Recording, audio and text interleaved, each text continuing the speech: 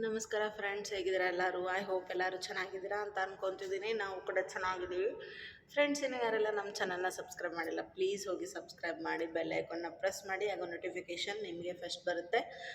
ಆವಾಗ ನೀವು ನಮ್ಮ ಫಸ್ಟ್ ವಿಡಿಯೋಸ್ನ ನೋಡ್ಬೋದು. ಈಗ 4 kg ಪಲಾವ್ 30 ಮೆಂಬರ್ಸಿಗೆ 4 kg ಎನಫ್ ಸಾಕಾಗುತ್ತೆ. ಅದಕ್ಕೆ ಎಷ್ಟು ತರಕಾರಿ ಏನೇನೆಲ್ಲ ಹಾಕಿದ್ದೀನಿ, ಬೀನ್ಸು, ಕ್ಯಾರೆಟು, ಬೀಟ್ರೋಟು, ಬಟಾಣಿ, ಆಲೂಗಡ್ಡೆ, ಆಮೇಲೆ ಈರುಳ್ಳಿ, ಟೊಮೊಟೊ ಅಂದರೂ ಕಾಮನ್ನು ಮಿಕ್ಸಿ ಮಾಡ್ಕೊಳೋದು. ಅದಕ್ಕೆ ಪುದೀನ, ಕೊತ್ತಂಬರಿ, ಶುಂಠಿ, ಬೆಳ್ಳುಳ್ಳಿ ಎಲ್ಲ ಸೇರಿ ಮಿಕ್ಸಿ ಮಾಡ್ಕೊಂಡು ಹಾಕಿದ್ವಿ. ಯಾವ ಥರ ಮಾಡಿದ್ವಿ ಪಲಾವ್ ಅನ್ನೋದು ನೋಡಿರಿ. ಪಲಾವು ತುಂಬ ಚೆನ್ನಾಗಾಗಿತ್ತು. ಏನು ಮೊಸರು ಬಜ್ಜಿ ಚಟ್ನಿ ಇಲ್ದಂಗೆ ಅಷ್ಟೇ ಚೆನ್ನಾಗಿ ಆಗಿತ್ತು ಅಂತ ಹೇಳಿದರು.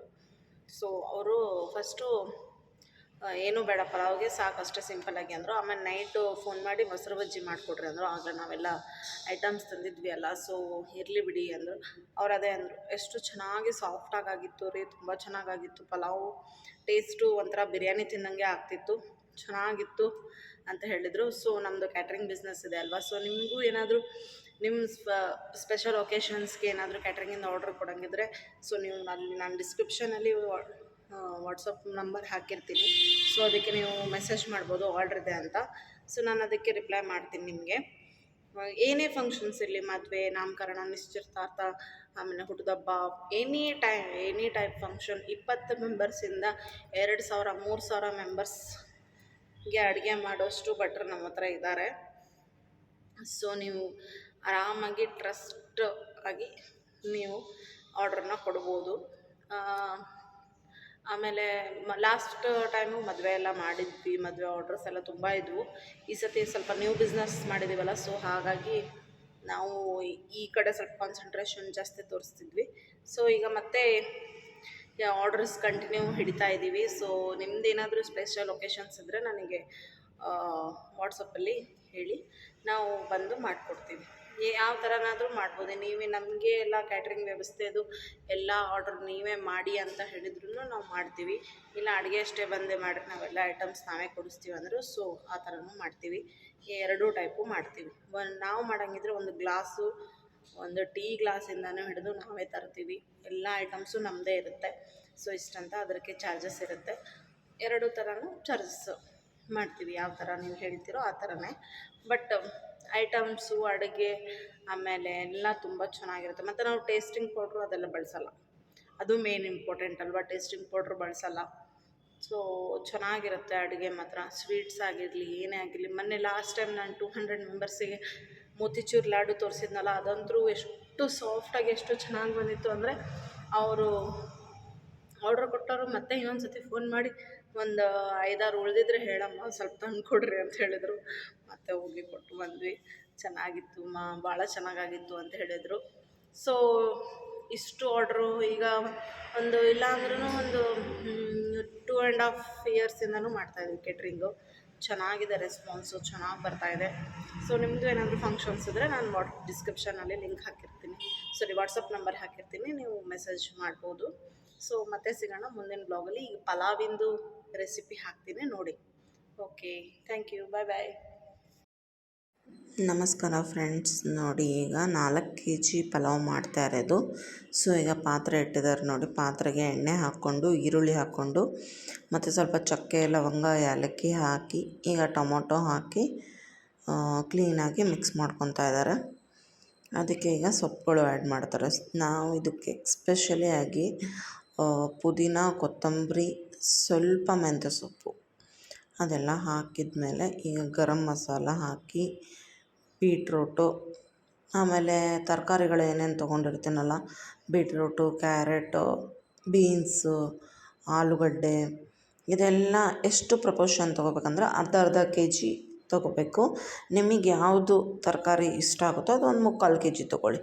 ಸೊ ಅರ್ಧ kg ಅಂದ್ರೂ 5 ಥರ ತರಕಾರಿಗೆ ಎಷ್ಟಾಯ್ತು ಅಲ್ಲಿಗೆ 3 kg ತರಕಾರಿನೇ ಆಯಿತು. ಸೊ ನೋಡಿ, ಅಂದರೆ ಬೆಂದಮೇಲೆ ಅದೆಲ್ಲ ಅರ್ಧ ಆಗಿಬಿಡುತ್ತಲ್ವ, ಸೊ ಅಷ್ಟು ತೊಗೊಳ್ಳೇಬೇಕಾಗುತ್ತೆ. ಅರ್ಧ kg ತೊಗೊಳ್ಳೇಬೇಕಾಗುತ್ತೆ. ಬಟಾಣಿ ಒಂದು 1/4 kg ನೆನೆಸಿ ರಾತ್ರಿನೇ ನೆನೆಸಿಟ್ಟಿದ್ದೆ ನಾನು, ಚೆನ್ನಾಗಿ ಆಗಿತ್ತು.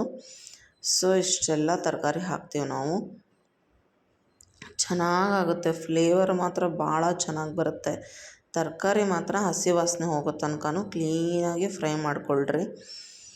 ನಾನಿದು ಫಾಸ್ಟ್ ಫಾರ್ವರ್ಡಿಗೆ ಇಟ್ಟೀನಿ, ಮತ್ತಿಲ್ಲ ಅಂದರೆ ಅದೇ ರಿಪೀಟ್ ತೋರಿಸ್ಬೇಕಾಗುತ್ತಲ್ಲ. ಸೊ ಹಾಗಾಗಿ ಸ್ವಲ್ಪ ಫಾಸ್ಟ್ ಫಾರ್ವರ್ಡಿಗೆ ಇಟ್ಟಿದ್ದೀನಿ.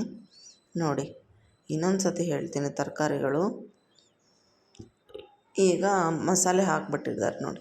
ಮಸಾಲೆ ಹಾಕಿದ್ದಾರೆ. ಮಸಾಲೆಗೆ ಪುದೀನ, ಕೊತ್ತಂಬರಿ, ಶುಂಠಿ, ಬೆಳ್ಳುಳ್ಳಿ, ಆಮೇಲೆ ಹಸಿಮೆಣ್ಸಿನ್ಕಾಯಿ ಇಷ್ಟು ಮಿಕ್ಸಿ ಮಾಡ್ಕೊಂಡಿರೋದು. ತರಕಾರಿ ಬೀಟ್ರೋಟು, ಕ್ಯಾರೆಟು, ಬೀನ್ಸು, ಆಲೂಗಡ್ಡೆ, ಆಮೇಲೆ ಬಟಾಣಿ, ಇದು ಈರುಳ್ಳಿ, ಟೊಮೊಟೊ, ಇಷ್ಟು ತರಕಾರಿಗಳು. ಇದೆಲ್ಲ ಕ್ಲೀನಾಗಿ ಫ್ರೈ ಆಗಬೇಕು. ಸ್ವಲ್ಪ ಹಸಿ ವಾಸನೆ ಎಲ್ಲ ಮಸಾಲೆದು ಅದು ಎಲ್ಲ ಕ್ಲೀನಾಗಿ ಹೋಗೋ ತನಕನೂ ನೀರು ಹಾಕಬೇಡಿ. ಅದೆಲ್ಲ ಫ್ರೈ ಆದಮೇಲೆ ಸ್ವಲ್ಪ ಎಣ್ಣೆ ಬಿಟ್ಕೊಂಡಂಗೆ ಆಗುತ್ತಲ್ಲ, ಆವಾಗ ನೀರನ್ನು ಆ್ಯಡ್ ಮಾಡಬೇಕು. ಈಗ ನೋಡಿ, ರುಚಿಗೆ ನಮಗೆ ಎಷ್ಟು ಕೆ ಜಿ ಇರುತ್ತಲ್ಲ ಅಷ್ಟು ಉಪ್ಪು, ನಾವು ರುಚಿಗೆ ತಕ್ಕಷ್ಟು ಉಪ್ಪು ಹಾಕೋಬೇಕು. ನಮಗದು ಒಂದು ಹಿಡಿತ ಸಿಕ್ಬಿಟ್ಟಿದೆ. ದಪ್ಪ ಉಪ್ಪೇ ಯೂಸ್ ಮಾಡೋದು ಈ ಥರ ದೊಡ್ಡ ದೊಡ್ಡ ಅಡುಗೆ ಮಾಡಬೇಕಾರೆ. 1 ಕೆ ಜಿಗೆ 1 ಮುಟ್ಟಿ ಅಂತ ಹಿಂಗೆ ಲೆಕ್ಕ ಸಿಕ್ಕಿದೆ. ಸೊ ಅಷ್ಟನ್ನು ಹಾಕ್ಕೊತೀವಿ. ಮತ್ತು ಏನಾದರೂ ಬೇಕಂದರೆ ಸಣ್ಣ ಉಪ್ಪು ಮತ್ತು ಆಮೇಲೆ ಬಳಸ್ಕೋಬೋದು. ಯಾಕಂದರೆ ಒಂದೊಂದು ಉಪ್ಪು ಒಂದೊಂದು ಟೇಸ್ಟ್ ಕೊಡುತ್ತಲ್ಲ. ಒಂದು ತುಂಬ ಸ್ಟ್ರಾಂಗ್ ಇರುತ್ತೆ, ಒಂದೊಂದು ತುಂಬ ಇದು ಇರುತ್ತೆ. ಸೊ ನೋಡಿ ಹಾಕ್ಕೊಳ್ಳಿ, ರುಚಿಗೆ ತಕ್ಕಷ್ಟು ಉಪ್ಪು. ಈಗ ನೋಡಿ, ನಾವು ಮೆಸರ್ಮೆಂಟಿಗೆ 4 ಡಬ್ಬಿ ಅಂದರೆ ನಾನು ನಿಮಗೆ ಲಾಸ್ಟ್ ಟೈಮ್ ತೋರಿಸಿದ್ದೆ ಅದು ಮೆಸರ್ಮೆಂಟಿಂದು ಡಬ್ಬಿ.